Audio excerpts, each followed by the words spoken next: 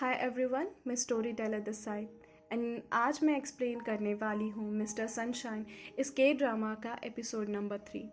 So without any further delay शुरू करते हैं।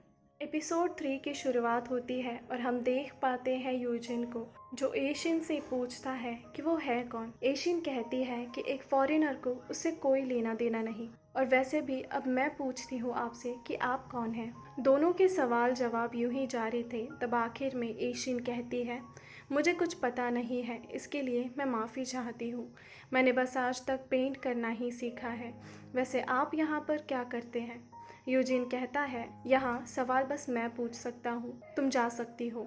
एशियन वहाँ से चली जाती है। एशियन को जाता देख यूजिन ग्वांसू से पूछता है कि एशियन को सब माय लेडी कहकर क्यों पुकारते हैं और सब लोग उसे कैसे पहचानते हैं। ग्वांसू कहता है कि एशियन एक प्रेस्टीजियस गो फैमिली की सबसे छोटी बेटी है। उसके दादाजी गो सा होंग बचपन से किंग के मेंटोर रहे हैं और रॉयल पैलेस में उनकी बहुत इज्जत भी है। ज़रूरत के समय एशियन ने अपने स्टॉक में से चावल खिलाकर लोगों की बहुत मदद की थी। ऐसा कोई आस पड़ोस का गांव नहीं होगा जहाँ के भूखमारी से मर रहे लोगों की जान एशियन ने ना बचाई हो। एशियन काफ़ी सुंदर और इस दुनिया के तरीक़ों से अनजान है, इसीलिए सब उससे इतना प्यार करते हैं। यूजिन कहता है, अनजान? हाँ। एशियन एक फ्रेंच बेकरी पर कैंडीज खा रही होती है और दोंग में उसे दूर से एक टैरोट कार्ड की शॉप से देख रहा होता है। वो टैरोट पढ़ रही लड़की से कहता है, जोसन में कुछ ऐसे भी लोग हैं जिन्हें आम लोगों के सामने भी झुकना पड़ता है, और वो होते हैं कसाई। फिर हमें दोंगमे की बैक स्टोरी दिखाई जाती है। बचपन में दोंगमे और उसकी माँ एक घर में कुछ औरतों के सामने घुटने पर बैठे हुए थे। एक औरत उन पर गंदा पानी फेंकती है, ये कहते हुए कि उन्होंने बाजार में अपने गंदे कदम कैसे रखे। दोंगमे की माँ कहती है कि वो अपने पैसे मांगने आई थी जो उन्होंने पिछली बार मीट खरीदने पर नहीं दिए। वो औरत दोंगमे की माँ की तरफ बढ़ती उससे पहले वो उसे रोक लेता है और उसे हाथ लगाने की वजह से वो तीनों औरतें माँ बेटे को लातों से मारने लगती हैं। जोसन में कसाई लोगों के साथ बहुत बुरा बर्ताव किया जाता था। जब दोंगमे की माँ को मार पीट कर उसकी इज्जत लूटी जाती थी, तब भी उसके पापा कुछ नहीं कह पाते थे। वो अपने पापा पर चिल्लाता है कि उसे एक कसाई का बेटा बनकर क्यों पैदा होने दिया। हम प्रेजेंट सीन में आ जाते हैं जहाँ दोंगमे कहता है कि एक कसाई के बेटे के हाथ में चाकू तो था, पर वो किसी को उससे काट नहीं सकता था। जोसन में एक माँ अपने बच्चे को बचाने के लिए कभी खुद की जान ले लेती है, कभी उसकी जान ले लेती है, तो कभी वो अपने बेटे को त्याग देती है। हमें दिखाया जाता है कि दोंगमे की माँ उसे चाकू की नोक पर डराकर वहाँ से भाग जाने को कहती है। बाद में पता चलता है कि दोंगमे ने अपनी माँ पर अत्याचार करने वाले आदमी को मार डाला था। वो फिर कहता है कि जोसन में कदम रखने पर उसने पहला काम यही किया कि सबको बता दिया कि वो एक कसाई का बेटा है और अब वो किसी को भी काट सकता था। वो उसी घर में पहुंच जाता है जहां उसकी और उसकी माँ की इंसल्ट हुई थी। उनमें से 2 लेडीज़ को उसके असैसिन्स मार डालते हैं और तीसरी के एक हाथ और एक पैर पर वो तलवार से वार करता है और उसे वैसे ही तड़प कर जीने के लिए छोड़कर उसके पूरे घर को आग लगा देता है। प्रेजेंट में दोंग में तो लोगों को एशियन के बारे में बुरा भला कहते सुन लेता है और वो टैरेट वाली लड़की से आज का उसका भविष्य पूछता है। वो उसे कार्ड दिखाती है जिसका मतलब होता है एक मुलाकात, जो ना हो तो बेहतर है। दोंग में हंसकर बालकनी से नीचे कूदता है और उन दोनों का गला काट देता है। एशियन को पता चलता है कि वो इस इलाके पर राज करता है। एशियन की लेडी सर्वेंट उसे पहचान लेती है और कहती है कि इसे तो एशियन ने बचपन में बचाया था। फ्लैशबैक में दिखाया जाता है कि एशियन और दोंग में उसके कैरेज में अब आमने सामने बैठे होते हैं। यूजिन एशियन के ऑर्नामेंट को दिमाग से निकाल ही नहीं पा रहा था। वो उसे अपनी माँ की याद दिलाता है।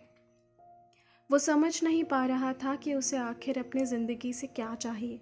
यूजिन और ग्वांसू फिर खाना खाने चले जाते हैं, जहां ग्वांसू बताता है कि कैसे लोगन की मौत के बाद जापानीज असैसिन्स, जो ब्लैक ड्रैगन सोसाइटी के नाम से जाने जाते थे और जिनका लीडर गुदोंग में है, वो लोगन के घर कुछ ढूंढ रहे थे। तभी वहाँ ब्लैक ड्रैगन सोसाइटी के लोग आ जाते हैं और ग्वांसू को वहाँ से ले जाते हैं क्योंकि उन्हें एक इंटरप्रेटर की ज़रूरत थी। ग्वांसू को ज़बरदस्ती उनके साथ जाना पड़ता है, लेकिन जब यूजिन लोगों से सुनता है कि एक बार ऐसे ही एक आदमी को उठाकर वो लेके गए थे और वो कभी वापस लौट कर नहीं आया, तब यूजिन को ग्वांसू की चिंता होने लगती है और वो खुद उनके साथ दोंगमे के पास चला जाता है। उसे जानना था कि आखिर उन्हें एक इंटरप्रेटर की ज़रूरत क्यों पड़ी। वहाँ जाकर यूजिन और दोंगमे की पहली मुलाकात होती है और यूजिन को पता चलता है कि दोंगमे को इंग्लिश में एक लेटर लोगन की वाइफ को भेजना था, इसीलिए उसे एक इंटरप्रेटर की ज़रूरत थी। वो यूजिन से कहता है कि जिस रात लोगन का मर्डर हुआ उसके साथ दोंगमे के कुछ क्लाइंट्स भी थे जो मारे गए और उनके साथ दोंगमे का कुछ हिसाब बाकी था। अब वो तो रहे नहीं, तो लोगन की वाइफ से ही पैसे मांगने के लिए एक लेटर लिखना था। अब ये बहाना सच था या झूठ ये तो पता नहीं। यूजिन एक अमेरिकन होने के कारण कोई उस पर वार नहीं कर पाता। हमें पता चलता है कि लोगन के पास एक ऐसा डॉक्यूमेंट होता है जिसे सिर्फ जापानीज ही नहीं बल्कि खुद किंग भी ढूंढ रहे थे, लेकिन अब तक वो उनके हाथ नहीं लगा था। वो अपने एक मिनिस्टर से कहते हैं कि अमेरिकन सोल्जर्स को जोसेन में एंट्री दे दी जाए, क्योंकि जापानीज पूरे एशिया पर अपना कब्जा जमा रहे हैं। उन्हें रोकने का बस यही एक रास्ता है। नेक्स्ट सीन में यूजिन एक बोट को देख रहा था, तभी पीछे से एक लेडी आकर उससे पूछती है कि क्या उसे बोट चाहिए। ये वही लेडी होती है जिनके यहाँ यूजिन खाना खाने गया था। वो पीछे मुड़ता है तो वहाँ एशियन भी खड़ी थी। एशियन को लगता है कि यूजिन उसका पीछा कर रहा है, पर यूजिन कहता है कि कोई भी देख सकता है कि वो उसके पीछे खड़ी है। एशियन एम्बैरस हो जाती है, जो कि एशियन और यूजिन दोनों एक ही जगह जा रहे थे। तो एशियन पूछती है कि क्या यूजिन को बोट चलाना आता है। यूजिन कहता है हाँ, और फिर वो दोनों बोट में बैठकर उनसांग से मिलने निकल पड़ते हैं। वहाँ पहुँचते ही उनसांग को देखकर यूजिन बहुत खुश हो जाता है। उसके चेहरे पर एक स्माइल आ जाती है। उनसांग कहते हैं कि मुझे एशियन का तो पता है कि वो किस लिए आई है, पर वो यूजिन को देखकर पूछता है कि ये कौन है और इनका यहाँ क्या काम हो सकता है। यूजिन अभी भी उनसांग के साथ बिताए वो पल याद कर रहा होता है और आखिर में वो मजाक में कहता है कि वो एशियन का बोटमैन है। वो उनसांग से कहता है कि वो बिल्कुल नहीं बदले। उनसांग कुछ समझ नहीं पा रहे थे। जाहिर सी बात है कि अब वो यूजिन को पहचानते भी कैसे। एशियन कहती है कि गनर जांग ने उन्हें हाय कहने को बोला है और ये कि वो ठीक है। जांग कहते हैं कि वो उनसांग को अपना दोस्त मानते हैं, इसीलिए वो उन्हें आज भी याद करते हैं। उनसांग कहते हैं कि कैसा दोस्त, उसके पापा और मैं दोस्त थे। यूजिन दूर खड़ा उनसांग को देखकर मुस्कुराए जा रहा था। उसे देख उनसांग अपने असिस्टेंट को जल्दी एशियन को बोल्स देने को कहते हैं, क्योंकि वो चाहते थे कि वो दोनों वहाँ से जल्दी चले जाएं। वो दोनों वापस बोट पर निकल पड़ते हैं।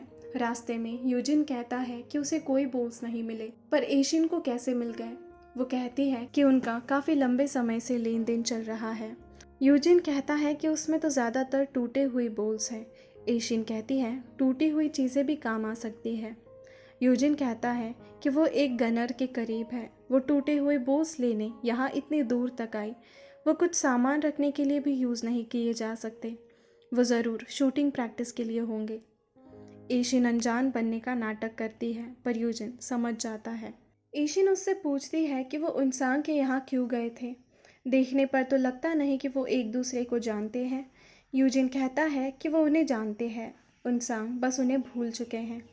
यूजिन फिर एशियन से कहता है कि रशियन बॉल्ट राइफल संभालने में बड़ी मुश्किल होती है, खासकर एक छोटे कद के नए इंसान के लिए, लेकिन अगर उसे अच्छे से हैंडल किया जाए तो वो जर्मन राइफल से ज़्यादा सटीक निशाना लगाती है। यूजिन एशियन को ये एडवाइस दे रहा था, लेकिन एशियन फिर भी अनजान बनने का नाटक करती है। तभी एशियन का ऑर्नामेंट देखकर यूजिन उससे पूछता है कि ऐसे ऑर्नामेंट की कीमत कुछ 30 साल पहले कितनी होगी। एशियन कहती है लगभग इसमें एक चावल का बैग तो आ ही जाता। यूजिन को अपनी माँ का दिया हुआ ऑर्नामेंट याद आता है और वो कहता है कि उन्हें तो इसकी कीमत भी पता नहीं थी।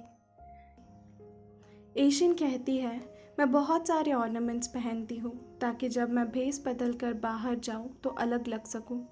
मैंने न्यूज़पेपर में पढ़ा था कि हम एक रोमांटिक दौर में जी रहे हैं। शायद ये सच ही है। जिन्होंने वेस्टर्न कल्चर को अपनाया है वो कॉफ़ी के मज़े लेते हैं, फ्रांस के कपड़े पहनते हैं और इम्पोर्टेड सामान देखकर एक्साइटेड हो जाते हैं। मैं भी वैसी ही हूँ, पर मेरा रोमांस एक जर्मन राइफल की मज़ल में है। किसे पता, उस रात तुम्हारा मुझे पहचान लेना अपने आप में ही एक रोमांस हो सकता है। ये कहकर एशियन हंस देती है। यूजिन कहता है, एक नोबल घराने की लड़की को ये सब बोलना शोभा नहीं देता। एशियन हंसकर हामी भरती है और कहती है कि आपसे मिलकर अच्छा लगा। अगर कभी मिट्टी के बॉल्स की ज़रूरत पड़े तो बताना। मुझे नहीं पता था कि एक साथी मेरे इतने करीब था। यूजिन कुछ नहीं कहता। इधर हुई सॉन्ग, जो कि जापान गया था पढ़ाई करने के लिए, उसकी मम्मी और पापा चाहते थे कि वो जल्द से जल्द शादी करके जोसन में सेटल हो जाए। इसीलिए वो उसे एक टेलीग्राम के ज़रिए एक मैसेज भेजते हैं कि वो जल्द वापस आ जाए। वी सॉन्ग शुरुआत में दिखाए गए नोबल का पोता होता है। इधर जापान में वी सॉन्ग खत पढ़ रहा होता है। उसके पीछे बैठी लड़की उससे पूछती है कि अगर उसके मम्मी पापा ने पसंद की हुई लड़की बदसूरत हुई तो। वी सॉन्ग कहता है कि फिर भी उसे उससे शादी करनी पड़ेगी। जोसन में ऐसा ही होता है। वो लड़की कहती है कि उसने सुना है कि जोसन के लोग अपनी ही कंट्री को बेचने में लगे हुए हैं। इस बार वी सॉन्ग, जो कि जापानीज़ में बात कर रहा था, अब वो कोरियन में कहता है, हाँ, लोग अपनी ही कंट्री को दूसरी कंट्रीज़ को बेचने में लगे हुए हैं। अब पता नहीं बेचने के लिए कोई ज़मीन भी बची है या नहीं। एशियन एक टेलर के पास आई हुई थी। उसने एक सूट सिलवाया था। दरअसल एशियन और वी सॉन्ग की शादी बचपन में ही तय कर दी गई थी। वो टेलर से हर साल एक सूट सिलवाती थी, ये कह के कि वो वी सॉन्ग के लिए है, जबकि वो उसे भेस बदलने में इस्तेमाल किया करती थी। एसुन उसकी बड़ी कज़िन जेमुलपो के मेन स्टोर से एक शूज़ का पेयर लेकर गई थी, जिसकी पेमेंट एशियन को करनी थी। एशियन भी सेम वही शूज़ बनवाने के लिए जेमुलपो जाने का डिसाइड करती है, क्योंकि वहाँ जाने के लिए उसे ट्रेन से ट्रैवल करना पड़ेगा और वो ये एक्सपीरियंस करना चाहती थी कि क्या सच में ट्रेन्स उतनी ही तेज़ होती है जितना कि लोग कहते हैं। वो अपने शूज़ बनाने के लिए साइज़ दे रही होती है, तभी वहाँ यूजिन भी आता है अपना सूट लेने के लिए। वो कहता है कि वो ज़्यादा कपड़े नहीं लाया है। एशियन कहती है कि शायद वो कुछ वक्त के लिए ही आए होंगे यहाँ पर, लेकिन यूजिन कहता है कि वो यहाँ ज़्यादा समय के लिए है, इसीलिए। एशियन कहती है कि उस पर डार्क ब्लू कलर का सूट अच्छा लगता है। वो अमेरिकन लीगेशन में काम करता है और उसकी इंग्लिश भी अच्छी है, तो क्या उससे वो एक सवाल पूछ सकती है। यूजिन कहता है, हाँ पूछो। एशियन पूछती है कि ये लव क्या होता है। यूजिन कहता है कि वो ये क्यों पूछ रही है। एशियन कहती है कि उसे वो करना है, उसने सुना है कि वो एक टाइटल से भी बहुत बेहतर है। यूजिन कहता है, हाँ कह सकते हैं, पर उसे तुम अकेली नहीं कर सकती, कोई होना चाहिए जिसके साथ तुम ये करना चाहती हो। एशियन कहती है, तो क्या आप मेरे साथ ये करेंगे? आपको तो पता है मैं एक राइफ़ल भी चलाना जानती हूँ। यूजिन कहता है, ये राइफ़ल चलाने से ज़्यादा मुश्किल है, ज़्यादा रिस्की है और उसके लिए ज़्यादा पैशन की ज़रूरत है। यूजिन फिर कहता है कि वो उससे क्यों पूछ रही है। एशियन कहती है कि वो उसे एक साथी मानती है। यूजिन पूछता है कि उसे ऐसा क्यों लगता है कि वो एक साथी है, वो तो दुश्मन भी हो सकता है। एशियन का मानना था कि उसे पता होने के बावजूद कि वो लोगन को मारने आई थी, उसने एशियन को अभी तक अरेस्ट नहीं किया, तो इसका और क्या मतलब हो सकता है। यूजिन पूछता है कि उसने लोगन पर गोली क्यों चलाई। एशियन यूजिन से वही सवाल करती है। यूजिन कहता है कि लोगन ने अमेरिका का अपमान किया था। एशियन भी कहती है कि उसने जोसन का अपमान किया था। इस पर यूजिन का कहना था कि जोसन का मान कभी था भी जो उसका अपमान हुआ। इस बात पर एशियन को बहुत गुस्सा आ जाता है। वो दोनों खटास के साथ अलग होते हैं। यूजिन अपनी यूनिफॉर्म पहने रेडी होता है। एशियन जिस ट्रेन से ट्रैवल कर रही थी उसमें कुछ जापानीज सोल्जर्स जोसन के आम लोगों को बंदूक की नोक पर धमका रहे थे और एशियन के आने पर वो उससे भी बदतमीजी शुरू कर देते हैं। पर एशियन एक सोल्जर की गन हाथों में लिए उसी के ऊपर वो तान कर लोड करने लगती है। डरे हुए सोल्जर को देख उसका सर्वेंट उसकी बंदूक वापस दे देता है और वहाँ के लोग खुश हो जाते हैं। स्टेशन पर उतरने पर अमेरिकन सोल्जर्स पैसेंजर्स की तलाशी ले रहे होते हैं। एशियन के सामने भी 2 सोल्जर्स आकर उसे अपनी स्कर्ट उठाने को कहते हैं ताकि वो चेकिंग कर पाए। एशियन कुछ समझ नहीं पा रही थी क्योंकि वो इंग्लिश में बात कर रहे होते हैं। तभी वहाँ यूजिन आकर बताता है कि ट्रेन में से उनकी एक राइफ़ल गायब है और वो वही ढूंढ रहे हैं, तो वो सोल्जर्स को उसकी चेकिंग करने दे। वहाँ एशियन को पता चलता है कि यूजिन एक अमेरिकन सोल्जर है। उसे लगता है कि लोगन की मौत का फ़ायदा उठाकर उसने अमेरिकन सोल्जर्स को जोसन में एंट्री दी है। वो जैसे ही यूजिन की तरफ बढ़ने लगती है, वहाँ खड़े सोल्जर्स उस पर गन पॉइंट करते हैं।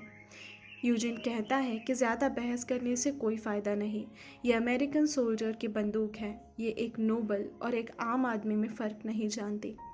इसे डेमोक्रेसी कहा जाता है, यानी कि प्रजासत्ता। बैकग्राउंड में एशियन की आवाज़ आती है, जिसे मैं एक साथी समझ रही थी, वो तो हमेशा से ही एक फॉरेनर था। ये एक दुश्मन है या फिर एक दोस्त। और यहाँ ये एपिसोड ख़त्म हो जाता है। उम्मीद करती हूँ आपको इस एपिसोड की एक्सप्लेनेशन पसंद आई हो। If yes, then do like the video, comment down below for your suggestions and subscribe the channel. Bell icon को भी दबा दीजिए ताकि आने वाले नोटिफिकेशंस का आपको पता लग सके। तो इसी के साथ मैं मिलूँगी आपसे इस ड्रामा के एक नए एक्सप्लेनेशन वीडियो के साथ। तब तक के लिए good bye and take care.